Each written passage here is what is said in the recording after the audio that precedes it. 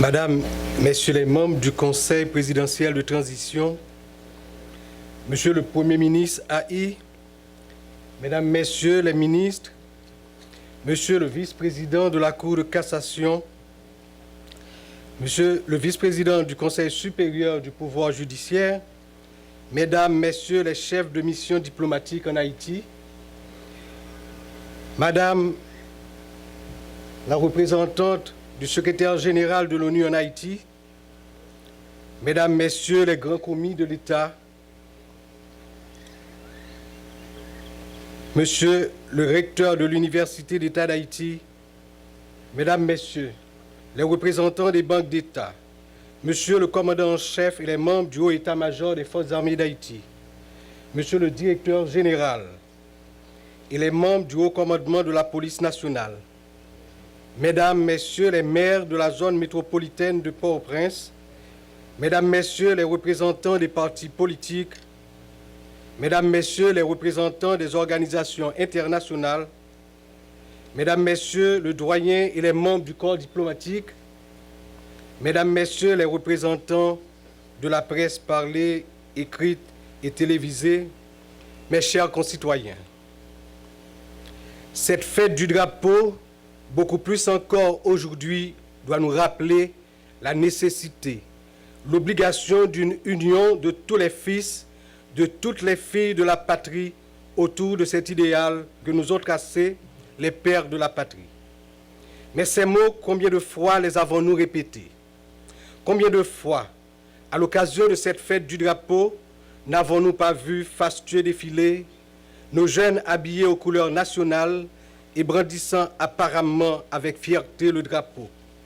Combien de fois n'avons-nous pas vu ici et à l'étranger des compatriotes montrant aussi fièrement notre drapeau? Pourtant, ce 18 mai 2024 nous trouve encore dans une situation pire que les années précédentes, comme si ces mots, ces gestes, ces manifestations cachaient un vide béant. Le vide de la démission, le vide du détachement avec la mère patrie, le vide de la méfiance entre nous, le vide du désamour avec notre terre, le vide d'un individualisme forcené, le vide d'un mépris envers notre pays, le vide du mépris envers nous-mêmes. Il faut le dire, il faut l'admettre pour changer les choses. L'union que nous prônons reste dans les discours de circonstance. Il faut un nouveau départ. Un nouveau départ pour que l'union autour du drapeau se concrétise dans les faits, chaque jour, chaque heure, chaque minute, chaque seconde. Notre drapeau doit devenir le signe de ralliement autour d'un grand combat pour remettre en vie notre corps social en proie depuis des années à d'atroces convulsions. Notre population perd espoir jour après jour et la fête du drapeau, pour solennelle qu'elle soit, ne doit pas être un rituel vide de sens comme une pièce de théâtre jouée par de mauvais acteurs qui peinent à comprendre et à croire à leur texte. Notre drapeau a flotté fièrement au cours des luttes qui ont donné un sens au mouvement de libération du monde entier. Aujourd'hui, nos turpitudes ont malmené son égrégore. Il faut redonner la force à notre drapeau en lui insufflant l'énergie d'un engagement citoyen positif. Et cet engagement positif est lié à l'amour que chaque citoyen, chaque citoyenne doit porter à cette terre. Tout a été fait pour porter la population au découragement, à la fuite, à la démission. Nul besoin de rappeler le départ de ces dizaines de milliers de jeunes vers les rives étrangères, des bras et des cerveaux dont la séparation avec le pays nous coûte cher. Car pendant que la bonne sève part, une mauvaise sève s'étale comme une lèpre, la sève de la délinquance, la sève de la corruption, la sève de la mort. Ce n'est pas sans raison que la fête des enseignants, des enseignantes, précède celle du drapeau.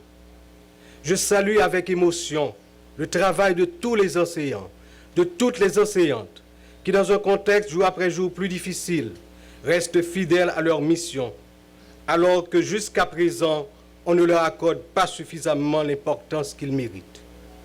Nous parlons d'union pour cette fête du drapeau, mais l'union ne peut aboutir à de grandes réalisations que si elle rassemble des cerveaux, des âmes bien trempées aux sources du savoir, de la connaissance et de l'éthique. Si le pays tient toujours dans cette tempête qu'il traverse, c'est parce que des enseignants, des enseignantes, en tenant ferme la barre, ont pu former des cerveaux et des âmes qui constituent comme un dernier carré face au déferlement d'une barbarie qui ne se cache plus. L'État doit au plus vite travailler à la revalorisation du métier d'enseignant et penser un système éducatif qui prend en compte nos réalités et nos besoins dans tous les domaines. Le drapeau, c'est avant tout l'éducation pour former des citoyens. Le 18 mai, c'est aussi la fête de l'université. Jeunesse universitaire, si vous êtes la cible des gangs armés, c'est tout simplement parce que vous représentez l'avenir du pays. En s'attaquant à vous, ils tentent de détruire l'âme de la nation. Mais avec la force et la résilience qui sommeillent en vous, ils ne réussiront pas. Vous serez debout pour que l'université puisse jouer son rôle de vecteur du développement. Mesdames, Messieurs, le lien entre la fête du drapeau et celle de l'université a été argumenté par Louis Dantès Bellegarde, alors ministre de l'Instruction. Je cite, « Vous êtes la gardienne du drapeau, celle qui doit maintenir le flambeau patriotique et guider les jeunes du niveau primaire et secondaire. » Fin de citation. Je vous invite donc à être à la hauteur des circonstances pour parvenir à cette noble mission. Le drapeau, c'est aussi le symbole de notre souveraineté. Souveraineté qui ne peut être qu'un concept sans aucun sens si la sécurité n'est pas rétablie dans notre pays. Et l'insécurité est le pire ennemi de l'Union et donc du drapeau. Un Premier ministre, c'est-à-dire un homme peut gravir le mont Everest pour lui-même, mais au sommet, il plante le drapeau de son pays.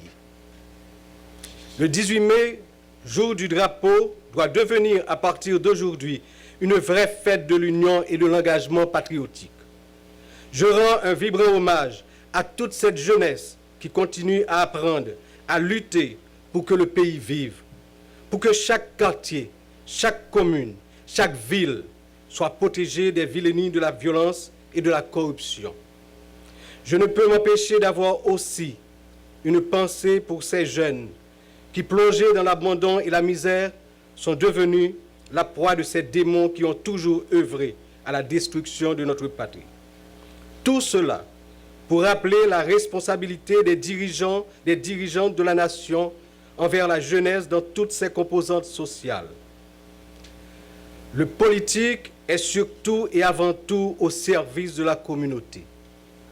Empêtré dans nos pratiques traditionnelles, stériles et souvent suicidaires pour la nation, nous l'oublions. La fête du drapeau doit nous rappeler aussi qu'il n'y a pas de territoire perdu. Chaque mètre de notre territoire est la possession de l'État haïtien. Le drapeau haïtien, symbole aussi de l'autorité de l'État, flottera partout bientôt pour bien signifier que le règne de l'insécurité permanente prend fin. Ensemble, à l'occasion de cette fête du drapeau, sonnons le grand ralliement pour le combat final qui permette la reprise de toutes les activités sur le territoire national et un retour à la vie normale dans tous les secteurs.